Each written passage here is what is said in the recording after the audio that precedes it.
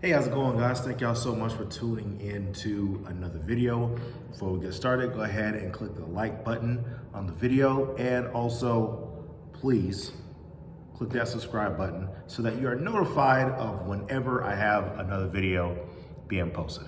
All right, so you guys already see the title of the video, so you know what we're talking about today. It is how to build rapport with a person on the phone and in person. Okay, now, when I'm talking about building rapport and when you're going to someone's home or whatever it is, I'm mainly talking about wholesaling or finding a way to purchase a property from a distressed seller. So that's basically what I'm talking about. But you can take this information and you can apply it to other realms of sales and life, really. So with that being said, I'll go ahead and get started. So number one, you want to read their tone, okay? Now, what's important about reading someone's tone is you can see what their personality types are, okay? If there's somebody that's a little bit more rigid, a little bit more stern, you can semi-match what they're doing. So you may not want to come with a bunch of energy. Hey, how's it going? After like, hi, sure. Come on in, take a look around. You don't want to do that. If you're like, hey, you're like, hey, how's it going? Still friendly, but hey, how you doing?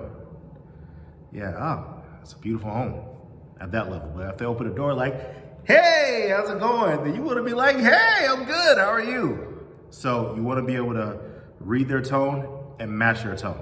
I understand you may have to adjust who you are as far as how you naturally are at a natural state. Me personally, I am a lot more of a mellow person for the most part. I stay pretty monotone on a natural level, but depending on who I'm speaking to, depending on what I'm doing, if I am presenting, if I'm speaking to a crowd, if I'm speaking to energetic people, whatever it is, I'll adjust so that there's a consistency to a conversation. All right, so that's number one. Number two, you want to assume positive. Okay, now what I mean by this is whenever you're speaking to a seller and they're saying, yes, they do want to sell their home, right? Now, what I would then say is, oh, are you looking to liquidate this rental property and get into a larger property? Or are you looking to get into a bigger home? Did you outgrow this one? Or did you get another job in out of town? You're selling this home so you can go on to your next job. I assume the positive things, right? Because sometimes they'll say, actually, yeah, we outgrew this. We had another kid, so we're looking to get into a bigger house. Or they'll say, oh no, I actually lost my job. Oh no, my spouse actually lost their job and we can't afford to live here on my salary, right? They'll let you know like, oh no. It's actually not a good situation. It's kind of bad. So that's kind of why I need this to work, right? So you build that rapport, and then from there, it's like, oh okay, yeah, sorry about that. Oh yeah, no, it's fine. That's how that conversation will go. So you want to make sure that you assume the positive so that they can then be like, oh yeah, or oh no, it's actually bad. And then you can kind of go from there. Number three, you want to ask about them, right? So as you're speaking to them on the phone, you can ask them like, oh, okay, well, did I catch you had a good time? Or, oh, you sound like you're in a bit of a rush as you just get home from work or something. Or, ask them about them when it's appropriate. If you're going through your script and things are going fine and there's not a lot of room for rapport building because things are going so smoothly, you don't have to force rapport in, but you do want to ask them about them, especially when you're in person. And this ties into number four, use what you hear on the phone, right? If you're on the phone and you hear kids in the background, oh, you have kids? Yeah, I got 3 of them. Oh my gosh, blah, blah. He's like, man, I'll tell you what, I don't have kids myself, but I always speak to my friends who have kids, and they just tell me it's one of the most rewarding things in the world, and it's the most tiring thing. Oh, ha. Yeah, your friends are right. Build rapport for anything. You hear a dog in the background. Oh, you got a dog? Yeah. What kind of dog is it? Oh, it's blah, blah, blah, and Spaniel. Oh man, listen, I'll tell you what, man, when I was a kid, I was not always a fan of dogs until I started hanging around friends who had some dogs that ended up being friendly to me, and now I actually have a dog myself. I just got a mini schnauzer. beautiful dog, one of the best decisions I made in my life. Like, oh yeah, great. Or you hear a cat in the background. Oh, cat? Oh man, let me tell you, growing up, I was not a big fan of cats. And you hear about all these stories about cats of how they're blah, blah, blah, but I actually had a cat for a little bit. And man, cats are so smart. I was actually able to, whatever it is, you're able to build rapport with people. So that's on the phone. You go into their house. You see a picture of little kids. Oh, are those your kids? Or those my grandkids? Oh, grandkids. Oh, wow. I didn't even know you had grandkids. You don't look like you would have grandkids. And they're like, oh yeah, blah, blah, blah, whatever. And then they start being flattered or whatever it is.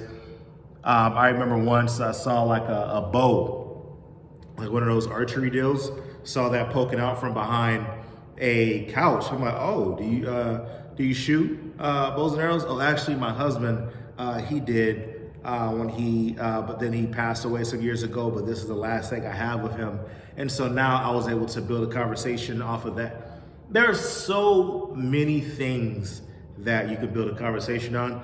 And like literally the house could be vacant. You can walk into a house and let's just say all white walls, white floor, there's nothing in the house, and you walk into the house, you can literally be like, what's crazy? Every house I go into, there's always different colors, whether it's walls or carpet or tile or whatever it is. But this is literally the first house that I've walked into, and there's nothing that's on the walls. How did it get to this state? Like, how did start talking about that? There's always something to talk about, right? Now, of course, if the person that you're speaking with, if they're not a talkative person, do not force conversation with someone who doesn't want to talk.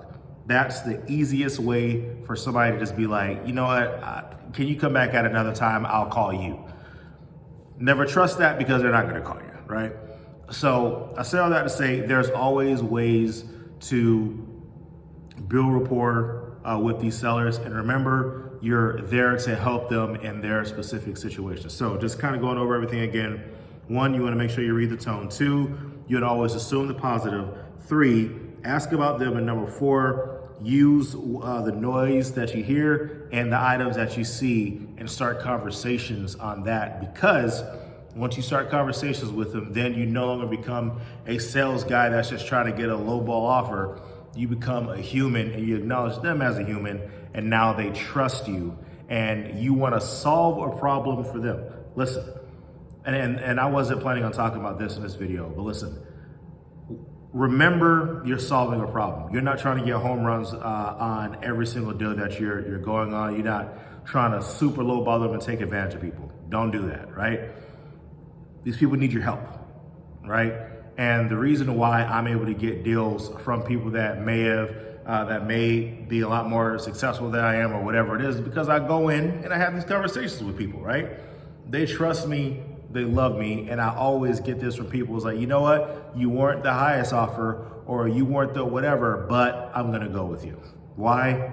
Because I treat them like people and because I really emphasize building rapport, because that is what's gonna differentiate you versus the 30 people that called them that day. So remember that. And with that being said, be sure to like this video if it has provided you with any value, and also click that subscribe button so that you're notified of whenever I'm posting another video. And it also helps out this channel and it helps push this further so that more people who need this type of information, they're able to see this video. So with that being said, hey, thank y'all so much, and I cannot wait for you to get your first deal. Talk to you soon.